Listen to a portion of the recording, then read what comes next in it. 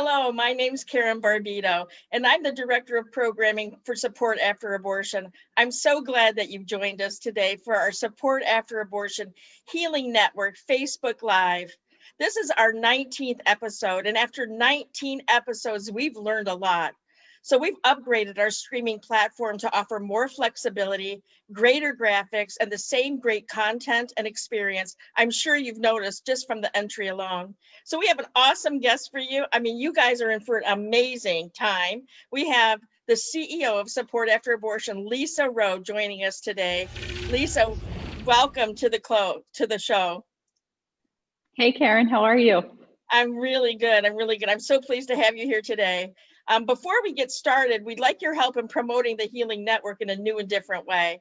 Right now, take the opportunity to share with your network this video. Like us on Facebook, and you'll get notifications every time we have an event planned. Lisa, have you done that? Right. I'm going to do it right now. Nice. Give me a second. Watching, take the same time that Lisa is and like us on Facebook, share it with your network. We want everybody to know that healing is available and the agencies that provide such great service. So back to you, Lisa. I'm so glad that you're here. Awesome. I know that we have a lot to talk about. We're going to recap on the virtual conference that we had the end of July, which was so successful. I can't wait to hear about the debrief. And you have a new announcement for a conference that's coming up soon. So why don't we get right into it, Lisa? Tell us what that conference experience was like in July. Well, as many of our viewers know, and probably were participants at the event at the end of July, it was in a tremendous turnout, more than anything we could ever ask or imagine. 5,600 participants joined us from over 22 countries, 6 continents, and we had 65 presenters, expert leaders in the abortion healing movement, clergy, people that personally experienced abortion, both men and women. It was a tremendous, tremendous experience. And the amount of response that we received, I mean, I can remember one very vivid response that said, I've been praying for this for 8 years. To know that the conference provided an answer to a question that's been burdening the hearts and minds of those in the abortion healing movement just brought a lot of joy to our entire ministry. Yeah, I mean, we got a lot of feedback as well that nobody had ever gone to a conference that's so totally focused just on the impact of abortion and the healing that's available afterwards.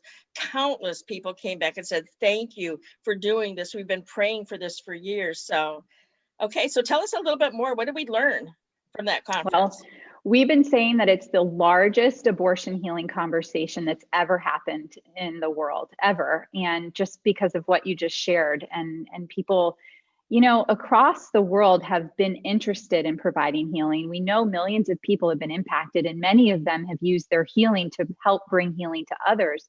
But what we've learned is that oftentimes they were doing work in silos. And, you know, one state of somebody who lived maybe in Georgia brought healing to their community through their church, through maybe their own curriculum that they provided. And then maybe somebody in Texas was doing the same thing. But what we quickly learned was that they weren't talking to each other. There was no vehicle to bring them together. And, you know, the consumer research that we've talked about time and again right here on this show and, you know, and other platforms is that 9 out of 10 people still, even though we have hundreds of amazing programs across our nation and across the world, they still don't know where to go for healing. And so we really feel like Support After Abortion, and just much like how your show is called the Healing Network, we really feel like we are a network building and strengthening abortion healing worldwide, bringing these leaders together, bringing people together that really care about abortion healing and giving them a vehicle to bring this to their communities and abroad.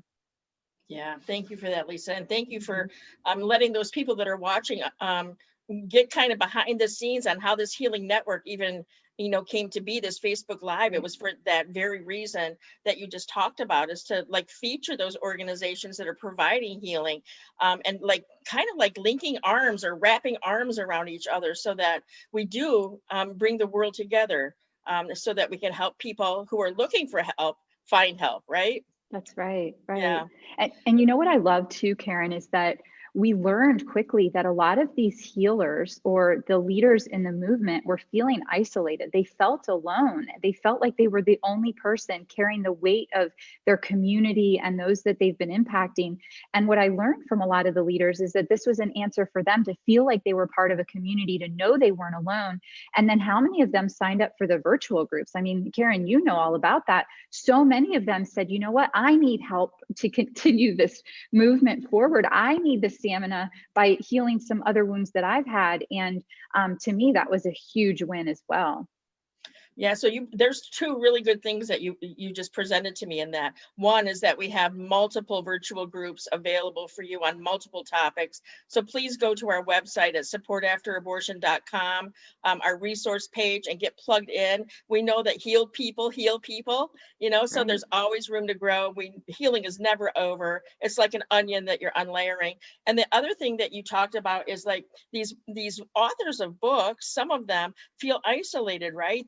They provide their curriculum in a very small region. And so we have authors of their book leading their book, their curriculum on our virtual platform, which is super exciting, right? So we have Jane Abate doing Living in Color, and we're really trying to encourage Pat Layton with Surrendering the Secret to have a facilitator do it through our platform. I believe Jody Duffy, our new partner, is going to be doing Save One through our platform. So this is really a one-stop for anybody to come to find out really what's out there.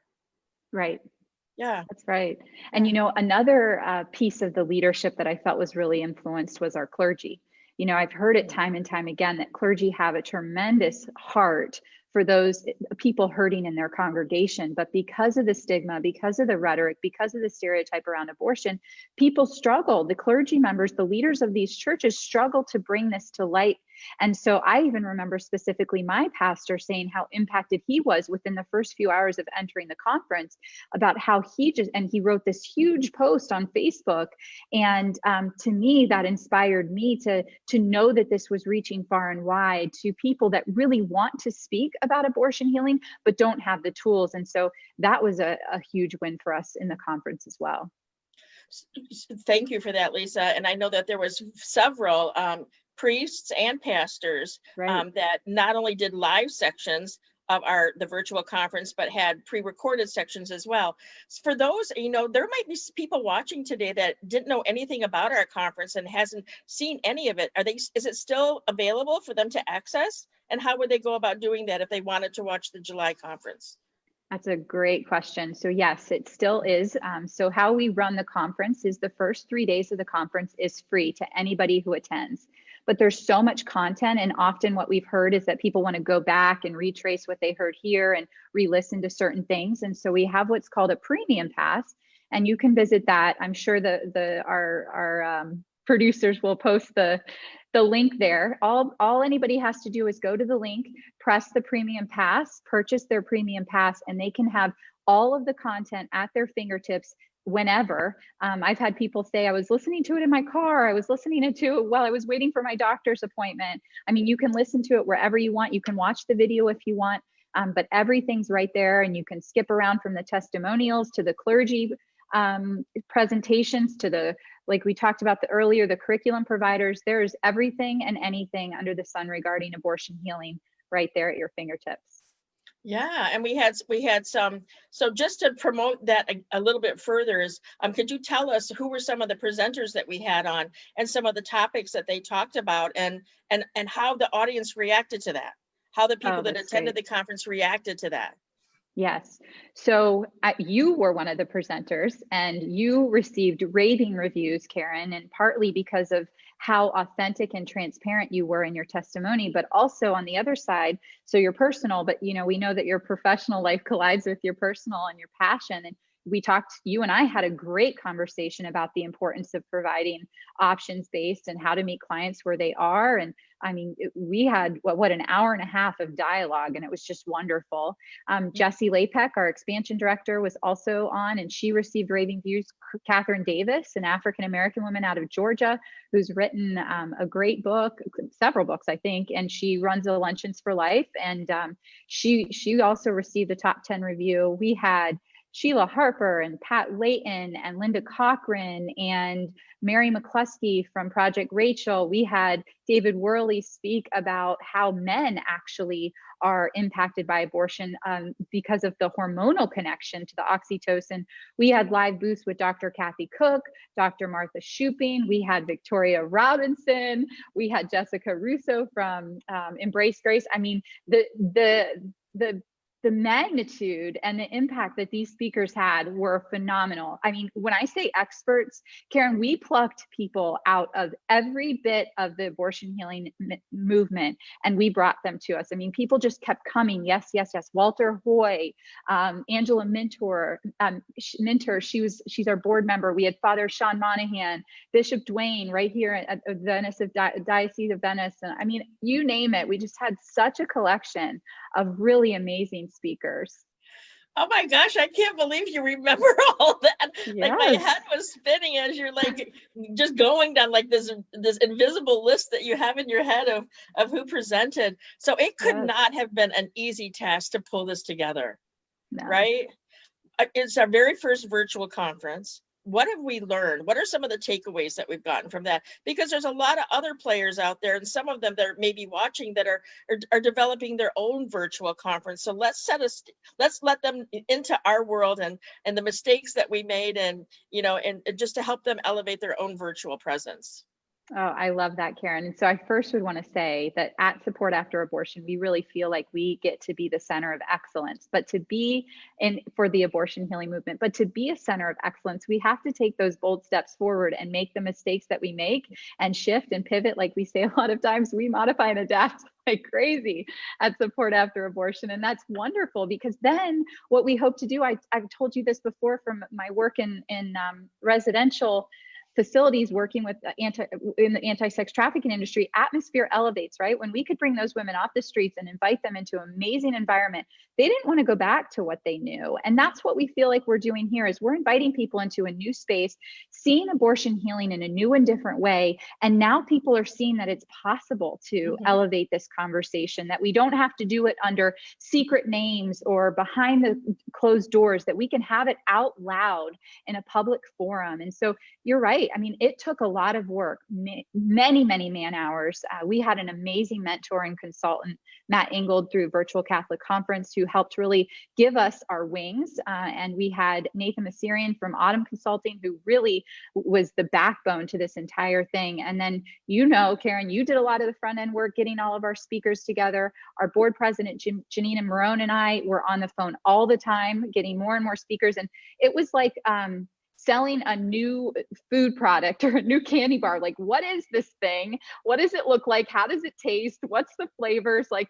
And once they got the concept, and I mean, their hearts were overflowing with joy to be a part. And we didn't receive one no. Some people were too busy, but not no because they didn't want to be involved, no because they had a busy schedule. And so really, truly just embrace this idea. And we really feel like, because people have already felt it now and have touched it, that I can't wait till we get to talk about it, but that our next conference is going to be even bigger and better and more well received. Yeah. So let's talk about that. So we had the conference in July, right? We learned some things about the pre-recorded stuff versus the live shows. And if you didn't attend, the live shows were kind of like this platform, like a Zoom platform where hundreds of people could attend. And it was normally like an interview style, like we're doing right here today, but it was live. And the great thing about that was the interaction that went on in the chat. You want to talk about that a little bit, Lisa? Yeah, so there was a variety of measures in how you could receive the content. So there were live booths similar to this, where you could actually engage the speaker at the end, where we would hold a live chat, and there was people in there chatting away. It was amazing. I'm from Canada. I'm from here. And this is what we do. And what do you think about this? It was amazing. So we're going to be repeating that, but on a bigger level, bigger scale. We're going to be inviting more live booth guests. And then we had a lot of pre-recorded sessions that were divvied up into different categories. And we had divided them up into testimonials. We divided them up into the impacts of abortion, and then into what is a social service organization going to glean from this, and what could a clergy member glean from it. And so we had, 65 presenters that provided this information, 20-minute clips that gave us nuggets. I'm thinking, I didn't say his name earlier, but I just had a conversation with him yesterday. Chris Mccluskey, somebody you would have never heard for the abortion healing industry, but what he provided was this amazing understanding of why we meet clients where they are, and his experience working inside of a pregnancy center, and how we can apply that to the abortion healing work that we get to do. And so just seeing the overlap from therapists and different people, and you could find that all within the live booth, and you could listen, or not the live booth, but the conference, and you could listen to it. If it was midnight your time and you're a night owl and you want to be up, or 6 a.m., it was just wonderful to be able to do that. And then if you did have the premium pass, you could listen to the live booth speakers on your own time. And many people are still purchasing the pass, like you suggested earlier, and hearing the content. And I mean, raving reviews. Yeah. So thank you so much for that kind of like debrief on the conference that you can still connect with, but it's already happened. So give us the breaking news. Okay. So drum roll, please. Because we received such a powerful, just overwhelming excitement and interest in the content, we have decided to launch another conference at the end of October 28th through the 30th. And what we've decided to do is take the feedback we've received, and much like those 3 sections I shared with before, we're going to break the content down even more into relative themes and areas that we feel like really speak to the abortion healing movement. And we're going to break them into chunks, bite-sized chunks for people to receive. So if you say, I really work with a lot of women who have experienced domestic violence, and I'm learning that abortion really impacts their journeys and their marriages and their relationships. Well, now you can go to this section that says maybe intimate partner violence, and there'll be a testimonial in there. There'll be somebody who speaks to that, maybe from a therapist standpoint or a curriculum standpoint. They'll receive a Protestant stance on how a Protestant preacher or a Protestant church shows up for that client. And the same thing for a Catholic. They'll receive a message from a clergy member from the Catholic body too. And so what we hope to do is that somebody could then leave with a very comprehensive understanding of how abortion impacts that piece, and how it impacts that person specifically, whether they're working in the social service organization, maybe it's their own personal experience, maybe they want to just know more about that piece. And so they don't have to go through all the content to find it. That is so good. I mean, I didn't even know about this. Ladies, I'm partner. For those of you watching, I don't even know what this conference is going to be like. Man, I'm so excited. That excites me. So you mentioned domestic violence. Are there some other little nuggets that you could let people know? Because if you're watching and you really are focusing on, or your work is in this area, you want to listen to this right now. That's right. Because we know it affects everybody, right? We know that abortion is a symptom of much greater roots, and we know that it shows up in different ways, right? I mean, Karen, your story alone, I mean, it showed up in all of your drug use, all of your, everything. I mean, they've heard your testimony before if they've watched before, but I mean, your abortion impacted so many different areas of your life. And so if somebody would have encountered you in every one of those areas with an opportunity for healing, who knows if you would have suffered as long, right? I mean, there's just so much there. But we're leaning on Dr. Martha Shuping. She's become a great, partner with us. It all kind of started by that live meeting that we had within the first conference. And she shared with us about 18 risk factors. And actually, the National Abortion Federation developed these 18 risk factors. And for those of you who don't know who the National Abortion Federation is, they actually train abortionists. They actually give, they have like a big textbook that helps abortion clinics run their facilities. And they say in their textbook that these 18 risk factors should be assessed for any woman that's coming in for an abortion. And these 18 risk factors include trauma in the past, domestic violence, coercion. I mean, the list goes on and on. And so we've really taken this list of risk factors, discerned how to use them inside of this conference. And so we're really bringing those risk factors to life using the content. And then also just different areas that we feel like are really important, like Karen, the options-based approach. And how do we bring a program, a big topic, a huge topic right now is oh my gosh, can we really approach a woman who's experienced abortion, a man who's experienced abortion with a non-faith-based curriculum, or a curriculum that doesn't have a faith connection to it? And a lot of people, because of their experiences up until this point, are struggling to understand and accept that. A question that we just got at the CareNet conference was, how does a woman or a man really experience healing if they don't go through a faith-based program? And Karen, you speak to that really well. Why don't you share with them? I mean, we're going to just digest a lot of this within the conference, but take that over, because that's just a really important piece that's happening right now. Well, I mean, I think that we need to meet people where they are. If somebody That's is right. not a person of a Protestant or a Catholic faith, to lead with God, it's going to just completely shut them down. That's not creating a safe place for dialogue. And Right. Janine Marone, our president, says that you have to go through their door before you can bring them back through ours, right? So we have to meet them where they are. And, I just truly believe that a relationship built on trust starts with respect. Yeah. Right. I've shared before on the show, but briefly, there was a woman that came to me that already had children, was raised Catholic, but she did not want to talk about God. She was in a different faith. Her husband was of a different faith, and she didn't want to talk about God. And so that's where we started. And by the end of the group, by me being genuinely me, asking for permission when I'm going to do my thank you, Jesus kind of thing. And I didn't pray really lengthy prayers to start us out. I got permission for all that kind of stuff.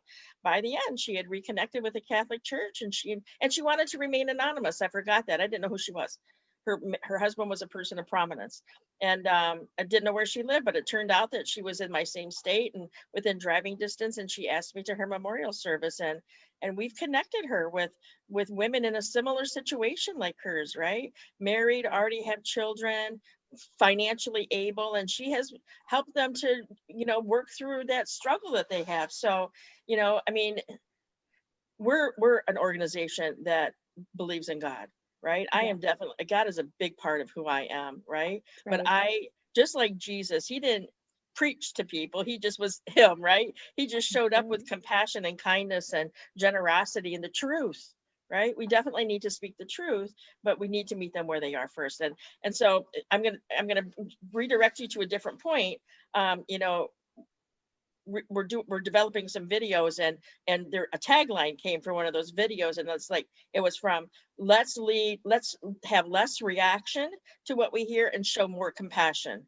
Right. Good. And this was something that we experienced, right? When we've been promoting things on social media, there's been some really harsh comments to men and women that have experienced abortion. And you've kind of used that language of changing the paradigm. Let's take the shame out of the word abortion. Can you talk to that just briefly, since we're talking about options-based and meeting people where they are? And Absolutely. And I think what summarizes this is, people don't care how much you know until they know how much you care.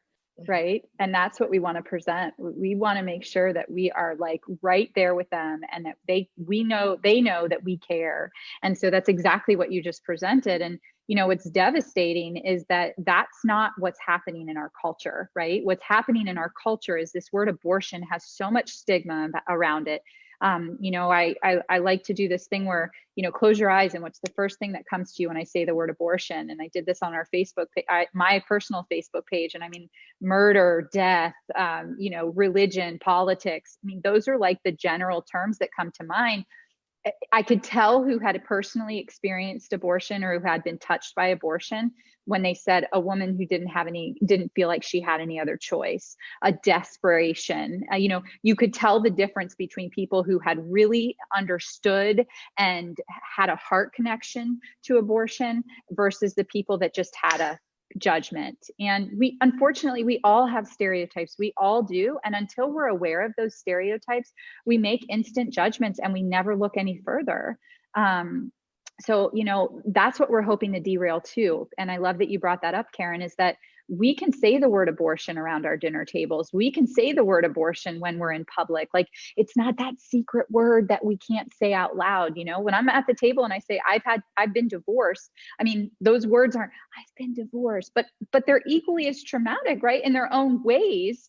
But they're traumas. And we just have this, we need to break it. We need to shift the paradigm, and we need to make sure that people know that no longer it's 9 out of 10 people don't know where to go for healing, that there isn't anybody on this earth that doesn't know where to go, that there is somebody talking about it in their community. There is information where they go that they can find healing. Yeah. And so is there going to be some, like those nuggets that we talked about previously? Is there going to be a nugget on that? Absolutely. Like training available for the people that are attending the conference, or something that's going to help them to know what kind of language to use, and to like really think about what image is coming to their head, and then kind of leading with the heart and compassion? Yes, we have some amazing members of our team that keep saying, what is the call to action? What are we doing? Because we just don't want to give people all this information and then not do anything with it. So there's a lot of takeaways. So Karen, I'm going to digest these individually. The Word Among Us program that we're working with, they have authored a non-faith-based curriculum that actually is in its final stages. We have an email sitting in front of Dr. Martha Shuping for review, and for our review, Karen's been a tremendous asset in that development. Michaeline Friedenberg has. We've worked really hand in hand with the team. That is going to come out intentionally for the conference. So the first ever vetted by Support After Abortion, non-faith-based approach to healing will be coming during the conference. Angela Byrne, she's going to be one of the live booth speakers. She's going to speak about why she feels like it's so important. She wrote the book that is, it's going to be a companion to the book that she wrote that's very spiritually guided. It's going to be the non-faith-based version. Another takeaway will be the Support After Abortion certificate program that we have a joint venture with Ashford Institute, which is Dr. Martha's program. So Support After Abortion and Ashford Institute, which is Dr. Martha's program. We're going to develop a certificate program where people can come and learn all these little nuggets in greater detail. We're just super thrilled about that as well. And so we have a podcast coming out called The Paradigm Shift, Unraveling the Roots of Abortion, which is going to be really thrilling. And just in addition to what you're doing here, we just want to flood people with content, information, ways to get involved, and really just changing that number and really getting it to a place where anybody and everybody that wants healing knows where to go. Yeah. So overall, what I'm hearing is that let us make the mistakes and then hand you over something that we've proven, right? Like that's really great. I just really appreciate that. So you were talking about the collaboration with Dr. Martha Shuping. Is that going to be CEUs that are going to be offered for the conference? And for those that don't know, that's what is that? Continuing education units? Yes, that's right.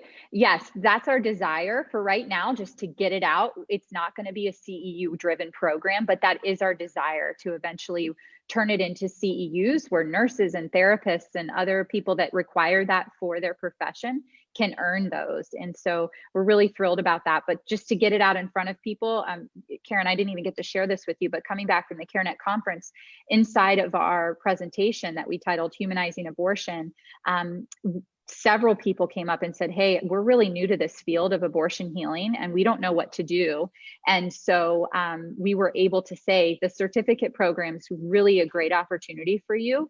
But another great opportunity is the program under our expansion arm. And that is what we're calling our Healing Partner Program. And so maybe pregnancy centers who have been doing healing, but did it a lot like we did when we were inside the pregnancy center and had very few participants and didn't have very much impact and didn't know where to turn, knew it was important, but didn't know what to do. We're going to help guide pregnancy centers and other people that want to add to their healing program and make more of an impact. That was the biggest turnout after the last conference, Karen. We didn't even talk about that, but all of those webinars we were able to do. I mean, we had 40 plus people show up to those webinars. And I mean, people from Canada and South Africa. And I mean, it was just amazing, and all over the United States. And so we want to also be a value add to folks adding the options based. So many people ask about what programs are you offering? What curriculums work? And I know you're working on right now, Karen, a program or a piece of information for people to know, okay, if you're really starting at the beginning with a client, here's a very beginner level healing program. here's an intermediate program, and here's a very advanced program. And people are just looking for that, because we're not here to sell one program. We want every program to exceed their boundaries, right? And so we need people to know about it, but then we need people to know what they do, right? Because that's just people don't know all the time what these curriculums do. And I know you've gone through so many of them personally. You're reading books right now, and so we're doing that hard work, like you said, so that people don't have to, and we can just give them a really pretty packaged program for them to do in their centers. Yeah, that's really good. And just to expand on that a little bit, Jesse, the director of expansion, just like with the clients, we want to meet you agencies where you are. We know some of you have really thriving after abortion healing ministries, and so we just want to come alongside you and equip you with maybe some of those gaps that you provide in your services. And so we're also, besides just partnering with you, we're going to be providing them with training tools as well. Lisa, do you want to talk about that and the relationship that we've developed, and so that we can make that happen? Right. And so how important it is, right? Because, like the people that stood up at CareNet and said, I don't know what I'm doing, there's a lot of things that go into running a really good program, right? And you've gone through all the ins and outs, Karen, and we're translating that into a program that can be, like I said, pretty and packaged. And so the training on how to train volunteers, we're partnering with many people know them as Earn While You Learn, but Bright Course, because that they also stood up, Karen, at CareNet and said, hey, we need something for the pregnancy centers for that woman who just experienced abortion, came back in because we have a relationship. What do we do with her? We don't have anything. And they're so used to turning to the Earn While You Learn program or the Bright Course program. So Karen, you're working really closely with Jesse to develop an amazing program so that these video nuggets are available for those people that need the training for the volunteers, right? What questions to ask, how to do an intake well, how to sit in somebody's really yucky story if you're uncomfortable. We're developing 2-minute segments to provide to clients so that client knows, like, hey, I'm not alone. And maybe it's that just one more piece of information they need to shift their understanding about what an abortion can actually do and how it can hurt. And we could go on and on about that, but we're just resourcing, pregnancy centers. I think we have 50 videos on the line to develop. And we're really thrilled to be partnering, or more in the making. And so, so we just want to equip, empower, build, and strengthen abortion healing worldwide. We just, anything we can do where we see a need, we are trying to provide an answer. Mm-hmm. Yes. Thank you. Thank you so much for your leadership in all of this too. It's been like a rocket ship ride, right? Like the trajectory's been like straight up. So I always say arms and legs inside the moving vehicle, people. It's about to take off. So we're starting to get some questions, and I would like to invite anybody that's watching to submit a question, and we'll try to answer it. And then we'll come back around, Lisa, and you can give us final thoughts about who should attend the conference, remind us of those dates, and just final words from you. So we have somebody that's asking, this is such a great question. I'm so glad this was asked. Asking if people can pre-order the non-faith-based options curriculum.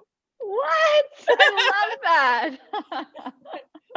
That's a great question, and your questions spur us to get better. And so I'll turn back to the team. And I know we were thinking about a promotion that the first 100 people to sign up for the premium pass or something like that will get a free copy of the non-faith version. But how about we take that back to the team, and we'll get back to you. That's great. Yeah, what a great question. Yeah, that is really a great question. So circle back around while we're waiting for additional questions, circle back around and remind us of when the dates are, what days of the week that is, when the content will be available, things like that. Sure. So it's October 28th through the 30th. That's a Wednesday through Friday. The content will be available starting at 9 a.m. on Eastern Standard Time on October 28th, and it will run till 5 o'clock on Friday the 30th. And you can watch any of the pre-recorded content inside that conference for free. Now, when it hits 5 o'clock on the 30th, that's when it turns to premium pass only. And so to continue seeing the content that's held within the conference, people will need to have a premium pass. There's going to be quite a few, like I said, increased live booth opportunities. We have people like Abby Johnson that are going to be speaking. We have Mary Mccluskey from Project Rachel. We're pursuing Teresa Burke right now, and we have a verbal that she's interested. We are pursuing, well, actually, Tigra and Mark Little are coming back to talk as a couple. Catherine Davis being one of the top 10, she's going to be speaking live. I mean, we have so many wonderful opportunities. I know Wendy Giancola just committed to doing it. She's an author of a curriculum. And so we have quite a few more opportunities. Some of them will be available for free, but others will only be available for premium pass. And so that's in development as well. And people can find out all this information as it's unfolding at supportafterabortionvirtualconference.com. Again, that's supportafterabortionvirtualconference.com. Our premium pass up until the conference is $49.99. And then after that, during the conference, it'll go up to $79.99. And then as the conference is ending, it'll increase one more. So it's always good to get the pass on the front end. Another cool thing that we've added is a group opportunity. We had several pregnancy centers that said, hey, we want to share this with our volunteers, our board. We want to give this to a donor. We want all of these people to get involved. How can we do that? And so now they have an opportunity to purchase a group option where they can share it as wide and far as they want it to be. Gosh, it's just every day it changes and grows because people are just so interested. So it's really neat to continue the conversation. And that's really what we're doing is we want to continue the conversation, the abortion healing conversation, and how that mom can get involved, how the woman who's healed but needs a place to get involved can do it, how a clergy member can speak, how does a therapist talk about abortion healing in their practice, what are we doing as business owners, what are we doing in our school systems? I mean, you name it. If you are a leader working with people, you need this information. And so let's not forget, we are going to have conference topics that include men and siblings that have been impacted by abortion as well, right? Because we know that it's not just the woman, that the impact can be very far reaching and it can happen for a very long time. Thank you for all of that update. So if I understand, is the free registration available for them now? Or is all of it okay? So you can register for free right now at supportafterabortionvirtualconference.com. And we do have another question. Oh my gosh, now they're coming really fast. So it says, has anybody reached out to Sidna Massey, who is the author of Her Choice to Heal? We actually did for the last conference, and we'd love to include her. Sidna was really busy for our last conference. So if there's anybody watching that knows her personally, we would love to include her ministry. Again, it's about building and strengthening abortion healing worldwide. So the more people that know about her ministry and what she's doing, that would be a fantastic asset to the conference. Awesome. Thank you. I just was informed by our digital marketing team that the premium pass is available right now at that conference website. So let me see. While you're looking for that question, I also wanted to mention Dr. Joe. He is a physician out in our community who's personally been impacted by abortion. If you went to our last conference, you would have seen his live activity. He's super passionate. He's actually going to be engaging with us in the conference, and he is super passionate about men and healing and how important it is to create. I think his dream is to create a community of men that can then embody this healing movement and really speak to men specifically, because he talks about how women just can't speak into men the way men can speak into men. And so we're really excited to highlight how abortion isn't only a woman's issue. It really does involve men. Mm-hmm. Yeah, that's really good. So we have several things now.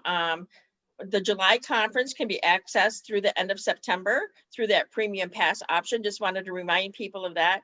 We did have somebody say that they know Sidna Massey and they will reach out to her. Yay. So please, you can contact us through our website, supportafterabortion.com. There's a contact page, and let us know what kind of success you have with that. We would love to be updated on that.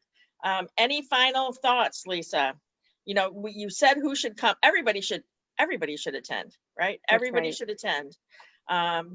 Any final thoughts or questions or Well, comments? we had, from a grassroots effort, we had 5,600 people attend the last conference. Wow. We know that 1 million abortions happen every year, and over 60 million abortions have happened in the United States since abortion was legalized.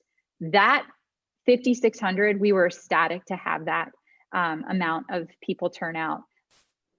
But there's so much more work to do, and we know that. We'd love to see that number doubled, tripled, quadrupled, because we know that 1 in 4 women before the age of 45 will experience abortion. And we know that 50% of the abortions happening right here in our country are happening on women who have already had abortions. You highlighted it earlier. It's not just a woman's issue. So couple that 50% with the spouse or the partner that helped maybe coerce that abortion, or assisted in that abortion, or remained silent in that abortion. Think about those 1 in 4 women in our circles. They also have men who helped engage in that experience with them oftentimes. And so this is a systemic issue that needs tons of support. And so if we're not rallying at like large numbers at abortion healing, we aren't going to get to the magnitude we need. And so I really feel super passionate that let's quadruple that number. Let's get 20,000 people to come. Let's get more than that. And it requires all of us to invite somebody, because sometimes they don't understand what this is. Just come to one presentation. I promise they'll be hooked and they'll come back for more. And it's free. It's an easy invitation. Sit down, have the conversation at lunch with your coworkers, and watch one of the presentations during the conference. Whatever you have to do to get in front of people, let us break the ice. You don't have to. This is a really cool conference. We just want to have a conversation about something that's really impacted our world. Would you sit down and watch one testimonial with me? Could change their lives, could change the entire community that they're living in, could change their family. So we just really, I just want to encourage anybody and everybody, share it. Go to our website now, supportafterabortionvirtualconference.com. I love your passion, Lisa. It mirrors mine. And Yes, so it does. I'm just going to piggyback on that just for a second. 1 in 4 women, some say 1 in 3 women by the age of 45 will have had an abortion. So whether you've been personally impacted or know of anybody somewhere, however many levels removed from you, has been impacted by abortion. So I want to speak to you. I want to speak to the person that's had an abortion, that's never reached out for healing because there's so much shame and secrecy surrounding it. I did that for decades. I spent decades suffering in silence. And I went down a really dark path of alcoholism and drug addiction and criminal activity. I wasted a life because I kept that secret. And it's said that our secrets keep us sick. So I'm calling you to be brave. I'm calling you to attend this conference and to be brave. Listen to the people that have experienced abortion, that are living free today. I'm telling you, the process works. So be brave. Join the conference, reach out for help. I'll be on the other end of the phone. So I think that's a wrap up, guys. I just really appreciate all the time. Lisa, you were outstanding. I hope that you plugged in today. If you haven't, this is going to be available on Facebook and on our YouTube page. So make sure that you check it out. It's the 19th episode. It's the new platform. Yes. Next week, you don't want to miss the show. Next Tuesday, 4 p.m., we're having Jessica Russo from Embrace Grace back. She has a compelling testimony. They're doing great work. They're partnering with Support After Abortions for all of their single pregnant women who have experienced abortion in the past. They're connecting them to us. There could be peripheral agencies that we partner with as well, because they come across women and men and family members that have been impacted as well. So join me next Tuesday, 4 p.m. with Jessica Russo. Thanks so much for watching. Great job, Karen.